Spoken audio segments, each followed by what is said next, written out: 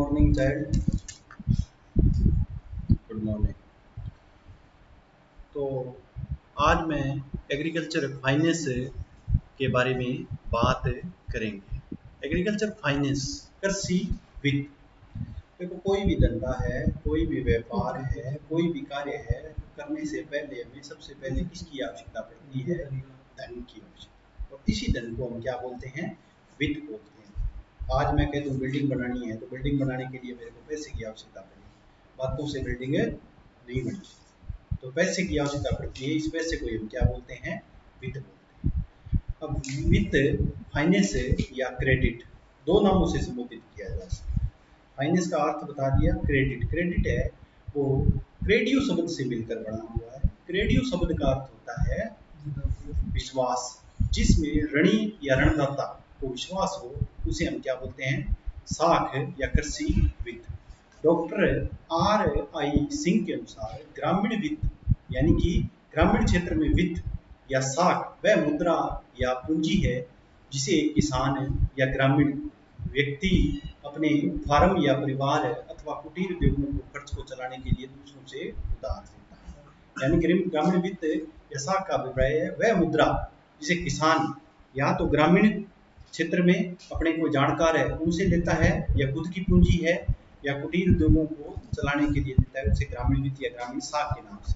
अर्थात कृषि साख में केवल कृषि कार्यों की ऋण की आवश्यकताएं और समस्याएं और पूर्ति के साधनों को ही अध्ययन किया जा सकता है। दूसरे शब्दों में ग्रामीण क्षेत्रों में कृषकों के लिए वित्त या ऋण की व्यवस्था को ही कृषि वित्त या साख के नाम से जाना जाता है। यानी कि ग्रामीण क्षेत्रों में कृषकों के लिए वित्त या ऋण की व्यवस्था को ही कृषि वित्त या साख के नाम। संक्षेप में हम कह सकते हैं कृषि साख वह है, यानी कि कृषि साख वह है जिसकी उसे कृषि कार्यों या पारिवारिक आवश्यकताओं को पूरा करने के लिए जरूरत पड़ती है। कृषि वित्त या साख के अंतर्गत उसे रासायनिक उर्वरकों हैं, उन्नत बीज है, कृषि यंत्रों हैं, कीटनाशक दवाओं आदि खरीदने के लिए व कृषि कर या पारिवारिक खर्चों के भुगतान के लिए इसकी आवश्यकता पड़ती है, उसे हम कृषि वित्त बोलते हैं। सीधी सी बात है, कृषि कार्य को करने के लिए या परिवार की आवश्यकताओं को पूर्ति करने के लिए जिस मुद्रा या धन की आवश्यकता पड़ती है उसे हम क्या बोलते हैं?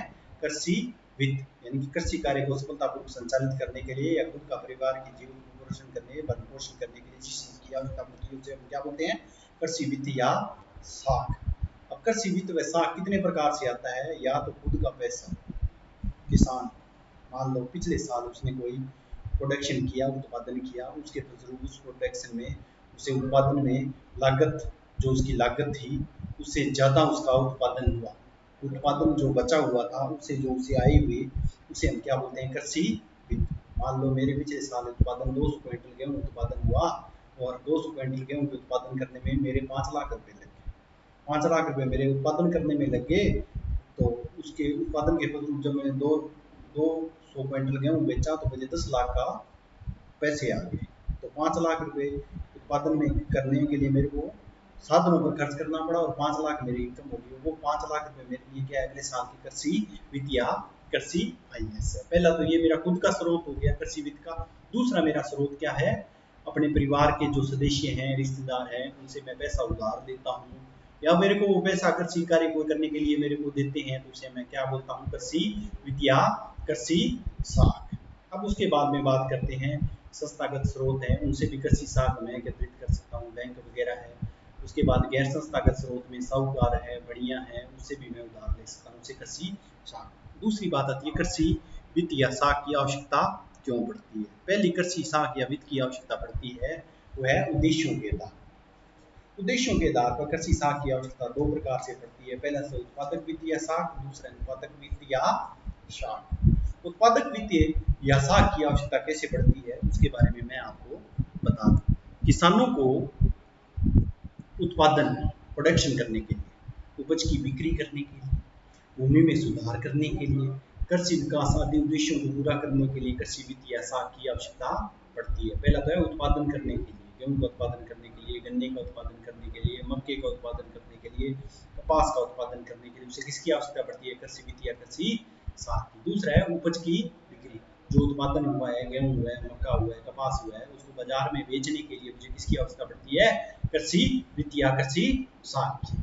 फिर है भूमि में सुधार करने के लिए मुझे किसकी आवश्यकता पड़ती है, कृषि वित्त या कृषि साख की। फिर है कृषि विकास, और अधिक मेरे को खेती करनी है, उसके लिए मुझे किसकी आवश्यकता पड़ती है, वित्तीय, तो है उत्पादक के कार्यों में कृषि। फिर इन उद्देश्यों को पूरा करने के लिए किसान को खाद की जरूरत पड़ती है, बीज की जरूरत पड़ती है, औजारों की जरूरत, कृषि यंत्रों की जरूरत पड़ती है आदि खरीदने, लगान और मजदूरी आदि चुकाने के लिए, नया कुआं खुदवाने के, ट्यूबवेल खुदवाने के लिए, नई भूमि को कृषि योग्य बनाने के लिए, खेतों में आधुनिक तौर तरीकों का इस्तेमाल आदि के लिए मुझे कृषि वित्त या कृषि साख की आवश्यकता पड़ती है। साख की इन आवश्यकताओं का संबंध कृषि के उत्पादन की विभिन्न क्रियाओं से होता है। इन ऋणों को लौटाने में किसान को कोई परेशानी नहीं होती, यानी कि और अधिक उत्पादन करने के लिए, भूमि में सुधार करने के लिए, खाद खरीदने के लिए, बीज खरीदने के लिए जो मैं पैसा उधार देता हूँ या उनका पैसा है उसको विनियोग करता हूँ, तो मुझे ज़्यादा आवश्यकता नहीं पड़ती कि उस पैसे को लौटाते समय मेरे को ज़्यादा कठिनाई का सामना नहीं करना। उत्पादक वित्त या साख के जो उद्देश्य है के आधार पर दिया गया ऋण है, ये दो प्रकार से लिया जा सकता है, दो प्रकार से इसकी आवश्यकता पड़ती है। पहला प्रत्यक्ष उत्पादक वित्त या साख, इसमें क्या आता है, कृषि कार्यों, कृषि कार्यों जैसे है बीज खरीदने के लिए, खाद खरीदने के लिए, कीटनाशक दवाई खरीदने के लिए, कृषि खरीदने के लिए, सिंचाई की उपलब्धता के लिए, नई भूमि खरीदने के लिए, बैल खरीदने के लिए, कृषि यंत्रों आदि खरीदने के उद्देश्य को लिया गया ऋण प्रत्यक्ष उत्पादक वित्त साख या के अंतर्गत आता है। दूसरा है अप्रत्यक्ष उत्पादक वित्त या साख, कर्ज अदा करना है तो वह अप्रत्यक्ष उत्पादक वित्त के लिए आता है। खदान कोई नया खरीदना है उसके लिए अप्रत्यक्ष उत्पादक वित्त के साख के अंतर्गत आता है। अन्य उपयोगी सामग्री खरीदने के लिए, बच्चों की शिक्षा पूरी करने के लिए, सरकारी माल गुजारी करने के लिए, अन्य कृषि कार्य देने के लिए, उद्देश्यों को पूरा करने के लिए लिया गया ऋण इस श्रेणी, यानी कि उद्देश्यों के आधार पर उत्पादक कार्यों के लिए कृषि साख या कृषि वित्त का व्यवस्था करते हैं, उसे दो भागों में डिवाइडेशन किया जा सकता है। पहला है प्रत्यक्ष उत्पादक वित्त या साख, दूसरा है प्रत्यक्ष उत्पादक वित्त या साख। अब आता है अनु उत्पादक वित्त या साख। बहुत से ऋण उपभोग संबंधी बातों पर खर्च होते हैं। उपभोग क्या होते हैं, जिसको उपभोक्ता खुद उपभोग, खाना पीना, भोजन वगैरह ग्रहण करना, उसे हम उपभोग बोलते हैं।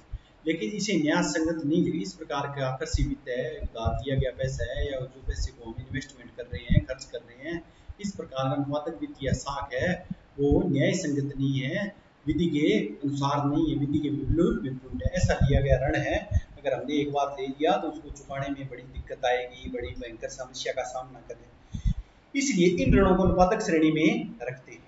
ये वे ऋण हैं जो किसान है बच्चे के विवाह के समय, मान लो आज मेरे पास 12 बीघा भूमि है और मेरी लड़की की शादी है और मैं लड़की को गाड़ी दे रहा हूँ और 12-13 तोले सोना दे रहा हूँ, तो मेरा 25-30 लाख रुपए या 50 लाख रुपए लग जाएगा। 12 बीघे भूमि वाला जब 50 लाख रुपए पर लगाकर विवाह करता है तो भैया वो भूमि बिकेगी, वो बुनकर है या जो साख है वो वापिस आने की संभावना नहीं है। जन्म मरण, बच्चे का मेरे जन्म हुआ, 12 बीघा मेरे पास जमीन है और बच्चे का जन्म हुआ, मैंने जन्म संस्कार के समय अनाप शनाप पैसा लगा दिया, वो पैसा मेरे पास वापिस आने की संभावना नहीं है। मरण, डेथ के समय, मृत्यु भोज करते समय, लोगों को दिखावा करते समय, रीति रिवाजों का पालन, या मेरी बात नहीं है 1 तोला सोना खरीदने की, मैंने 50 तोले सोना खरीद लिया तो कृषि वित्त से स्रोत प्राप्त की, या मेरे ऊपर कोई मुकदमा हो गया, मैंने कहा कोई बात नहीं, मेरे पास 12 बीघे जमीन है, 4 बीघे बेच दूँ, 8 बीघे फिर भी रह जाएगी, कुछ नहीं बिगड़ता मेरा, ऐसे वैसे ऐसी बातें करता हूँ। तो कृषि का वित्त के या साख का कौन सा स्रोत है, अनुपातक वित्त या साख। आगे बात करते हैं समय के अनुसार, ये तो थे उद्देश्य के आधार पर कृषि साख या कृषि वित्त दो प्रकार से है। उत्पादक कार्यों के लिए, उत्पादक कार्यों में कौन सा है, प्रत्यक्ष उत्पादक कार्यों के लिए कृषि साख या वित्त अप्रत्यक्ष उत्पादक कार्य, फिर अनुपातक कार्यों के लिए जिसमें जन्म, विवाह, मृत्यु इत्यादि आ गया। फिर तीसरी बात कर, दूसरा है समय के अनुसार कृषि वित्त या कृषि की वित्त में या साख की या कृषि कार्यों को करने के लिए समय के अनुसार विभिन्न उद्देश्यों के लिए ऋण की आवश्यकता विभिन्न समय अवधियों के लिए होती है। समय के अनुसार वित्त की आवश्यकताओं को 3 भागों में डिवाइडेशन किया जा सकता है। पहला अल्पकालिक वित्त, थोड़े समय के लिए लिया गया पैसा उधार या साख। मध्यकालीन वित्त, 6 महीने के लिए या साल के लिए लिया गया वित्त। दीर्घकालिक वित्त, जिसको लौटाने की अवधि बहुत ज्यादा लंबी हो। पहली बात करते हैं अल्पकालिक या अल्पकालीन वित्त।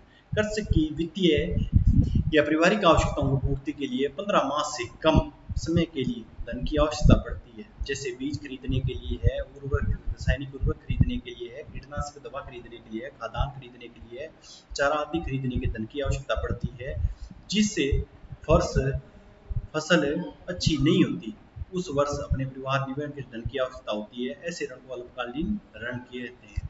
अल्पकालीन ऋण की अवधि कितनी होती है? 15 महीने से कम। और ऐसे ऋण किस उद्देश्यों के लिए खरीदे गए? बीज खरीदने के लिए, उत्पादक कार्यों के लिए, उर्वरक खरीदने के लिए। अल्पकालिक ऋण किसके लिए है? अल्पकालिक ऋण होता है 15 महीने से कम के लिए ऋण लिया जाता है, उधार ली जाती है, साख ली जाती है, पैसा इन्वेस्ट किया जाता है या खाद्यान्न पर या चारा खरीदने के लिए। दूसरा है मध्यकालीन वित्त या साख। कृषक अपनी भूमि में सुधार करने, पशु खरीदने, कृषि उपकरण खरीदने के लिए 15 महीने से लेकर 5 वर्ष तक की मध्यकालीन ऋण की आवश्यकता पड़ती है। अल्पकालीन ऋण की तुलना में मध्यकालीन ऋण अधिक होते हैं, इन्हें अपेक्षाकृत अधिक समय के लिए चुकाया जाता है। वो कह रहे हैं मध्यकालीन ऋण की अवधि कितनी होती है? 15 महीने से लेकर 5 वर्ष।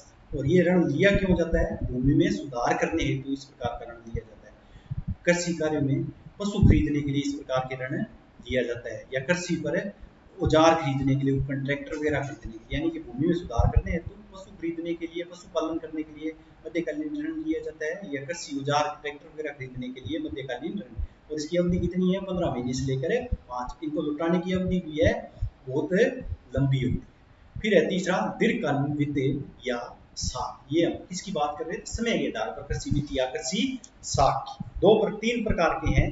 पहला है अल्पकालीन, दूसरा है मध्यकालीन। अल्पकालीन की कितना समय रखा था? 15 महीने।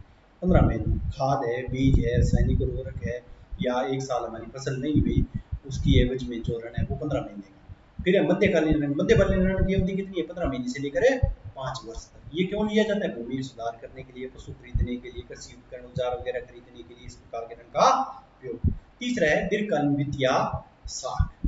कृषकों को अतिरिक्त भूमि खरीदने के लिए और अधिक भूमि खरीदने। आज मेरे पास 12 बीघे भूमि है, मैं पड़ोस में 6 बीघे भूमि है, उसको खरीदने के लिए जो ऋण ले रहा हूँ वो कौन सी श्रेणी में आता है? दीर्घकालीन वित्त में। या भूमि में स्थायी सुधार करने के लिए, मेरे खेत में बहुत बड़े टीले हैं या मेरे खेत में सुधार करना है, मेरे को खाली छोड़ दी है जमीन, उसके लिए मेरे को अपना जीवन यापन करने के लिए पैसा चाहिए 5 साल के लिए, 4 साल के लिए, तो वो सुधार की आवश्यकता है। या ट्यूबवेल वगैरह लगाना है, स्प्रिंकल फुहारा सिस्टम लगाना है, या बाग लगाना है, तो वो भी एक स्थायी है। आज बाग लगा रहा हूँ खेत में, तो उसकी पैदावार प्रोडक्शन 5 साल के बाद में होगा। 5 साल तक मेरा जीवन यापन कैसे करूंगा, तो उस पर बाग पर खर्च कैसे करूंगा, इसके लिए मैं दीर्घकालीन ऋण ले सकता हूँ। या ऋण अदा करने के लिए, या कृषि बहुत कीमती ज्यादा सामान खरीदने के लिए दीर्घकालीन ऋण की आवश्यकता है। ये ऋण है 5 वर्ष से अधिक समय के लिए लिए जाते हैं। कृषक इन ऋणों को 5 वर्ष से लेकर 20 वर्ष तक की अवधियों में थोड़े थोड़े मात्रा में ब्याज सहित अदा करते हैं। यानी कि दीर्घकालीन ऋण में मूल रकम तो नहीं लुटाई जाती भाई, सिर्फ ब्याज ही लुटाया जा सकता है। अगर कोई ढंग का जमींदार होगा, किसान होगा, तो वो मूल रकम लुटा सकता है, अन्यथा भैया जमीन ही बिकेगी, मूल रकम नहीं, ब्याज ही, दोनों में से एक।